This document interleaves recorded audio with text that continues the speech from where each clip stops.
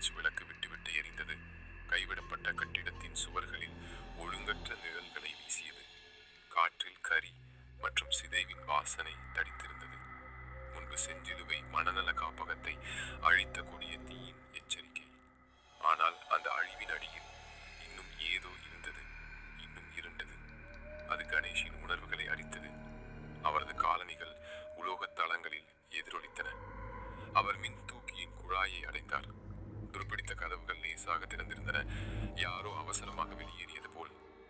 கணேஷின் மார்பில் ஒருவித அமைதியின்மை குத்தியது. டாக்டர் சர்மா காணாமல் போனது பற்றி அவர் அறிந்த நொடியிலிருந்து குவிந்து கிடந்த கேள்விகளால் அவரது மனம் வேகமாக ஓடியது.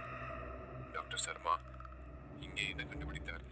மனநல காப்பகம் ஏன் சாம்பலாக மாறியது? தீ ஏன் இவ்வளவு தேர்ந்தெடுக்கப்பட்டதாக இருந்தது?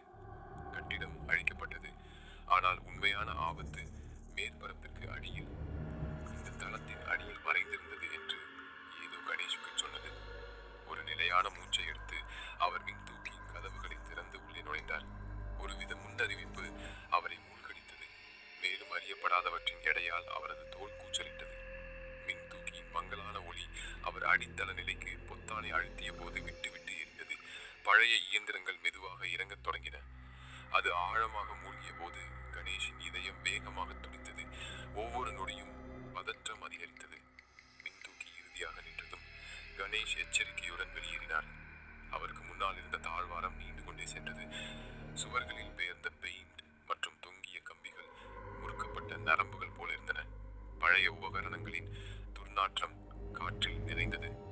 ஆனால் வேறொன்றும் நீடித்தது. உலோகத்தன்மை, கூர்மையானது.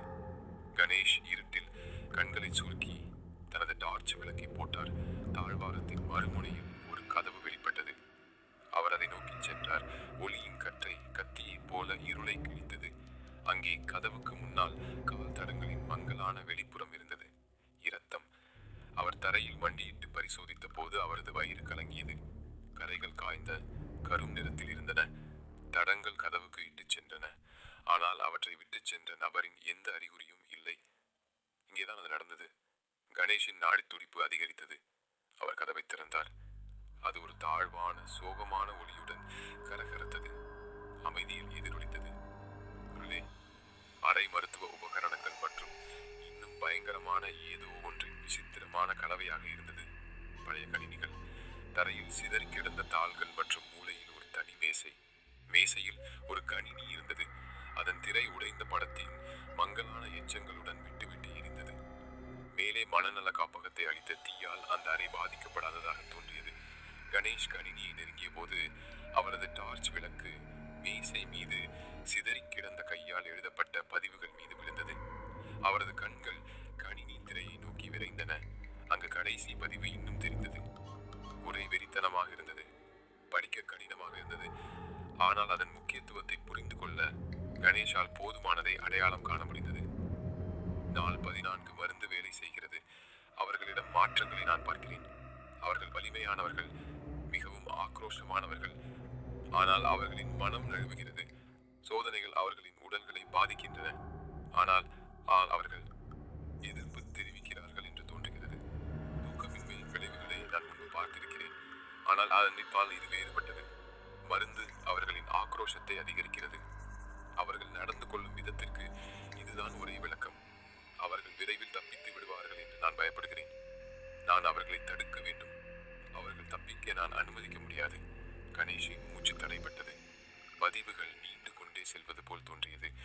ஒவ்வொன்றும் முந்தையதை விட ஒழுங்கற்றதாக இருந்தது. நேற்று இரவு ஆய்வகத்தின் கதவை பூட்ட மறந்துவிட்டேன். அவர்கள் தப்பித்து விட்டார்கள். அவர்கள் பேசுவது கேட்கிறது. அவர்கள் பசியுடன் இருக்கிறார்கள்.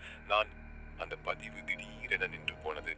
எழுதுபவர் பாதி வாக்கியத்தில் குறுக்கிடப்பட்டதைப் போல கணேஷின் வயிறு புரட்டியது. அவர்கள் தப்பித்து விட்டார்களா? டாக்டர் சர்மா இதன் மூலம் என்ன அர்த்தப்படுத்தினார்? அவரது கண்கள் அறையின் மற்ற பகுதிகளை ஸ்கேன் செய்தன, விவரங்களை கவனித்தன.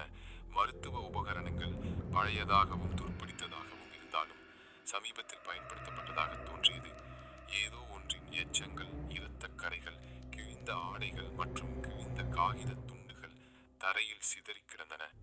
இங்கே ஒரு போராட்டம் நடந்ததைப் போல் இருந்தது. ஒரு வன்முறையானது, ஆனால் மிகவும் தொந்தரவான விஷயம் அறையின் மறுபுறத்தில் இருந்த பெரிய வலுவூட்டப்பட்ட கதவு. பரிசோதனைக்கு உட்படுத்தப்பட்டவர்கள் என்ற வார்த்தைகள் அதன் மேலே தைரியமான சிவப்பு எழுத்துக்களில் எழுதப்பட்டிருந்தன. அதை கடந்து செல்லும் எவரையும் எச்சரிப்பது போல். கணேஷ் மெதுவாக கதவை நெருங்கினார். அவரது மார்பில் ஒருவித பயம் அதிகரித்தது. அவர் கைப்பிடியை அடைந்து திருப்பினார். அதன் பின்னால் என்ன இருக்கலாம் என்று தனக்குள்ளேயே தயாரானார். அறைக்குள் கணேஷ் இதுவரை கண்டிராததை விட கொடூரமான காட்சி இருந்தது. 3 மேசைகள் இருந்தன. ஒவ்வொன்றும் தடித்த தூசி படலத்தால் மூடப்பட்டிருந்தன. இருப்பினும் அவை இப்போது புதிய இரத்தத்தால் கரை படிந்திருந்தன. சுவர்கள் கரும் சிவப்பு நிற திட்டுகளால் சிதறடிக்கப்பட்டிருந்தன. மேலும் காற்றில் மரணத்தின் வாசனை கனமாக இருந்தது.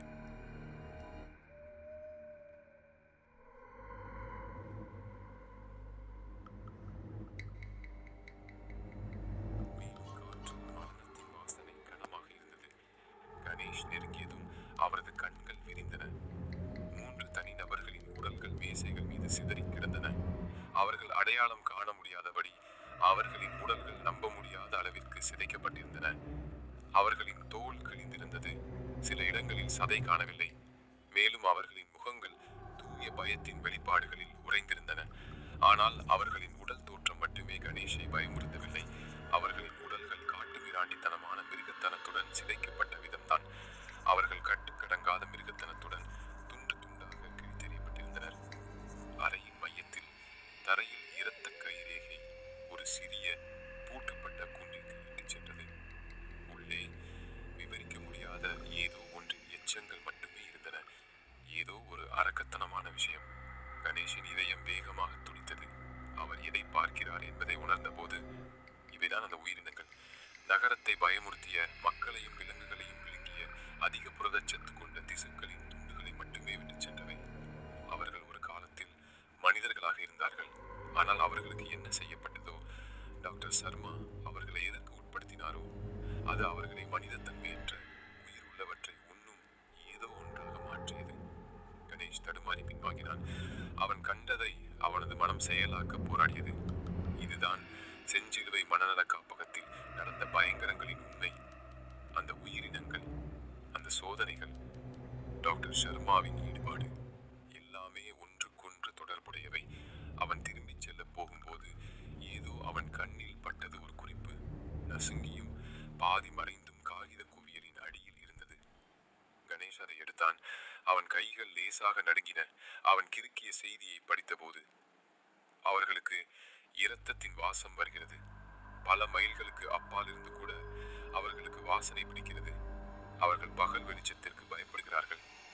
அந்த குறிப்பின் எடை கணேஷின் மார்பில் இறங்கிய போது அவனது எண்ணங்கள் வேகமாக ஓடின. இந்த உயிரினங்கள் வெறும் அறிவற்ற மிருகங்கள் அல்ல. அவை வேட்டையாடுகின்றன, இரத்தத்தை தேடுகின்றன. எவ்வளவு தூரத்தில் இருந்தாலும் அவர்களுக்கு வாசனை பிடிக்கிறது. கணேஷ் மின்தூக்கியை நோக்கி திரும்பிய போது அவனது வயிற்றில் இருந்த பயம் இன்னும் ஆழமானது. அவன் உண்மையை கண்டுபிடித்தான். ஆனால் அது மேலும் பல கேள்விகளுக்கு வழிவகுத்தது. இந்த உயிரினங்களை பற்றி வேறு யாருக்கு தெரியும்? இன்னும் எத்தனை இருக்கிறார்கள்? அவனது மனம் உயிர் பிழைத்தவர்களான ராம் மற்றும் ஹரியை நோக்கி விரைந்தது. அவர்கள் ஏதோ பார்த்தார்கள். ஏதோ அவர்களை பைத்தியக்கார நிலைக்கு தள்ளியது. அவர்கள் என்ன நடந்து கொண்டிருக்கிறதோ அதை நிறுத்துவதற்கான திறவுகோல். ஆனால் அவர்கள் உண்மையை நம்புவார்களா?